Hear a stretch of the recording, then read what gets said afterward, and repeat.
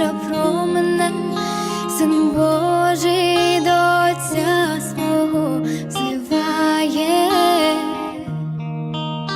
Та воля хай буде твоя, тобі покірним буду я, мій Боже, волю я твою приймаю. Алілуя, алілуя, алілуя,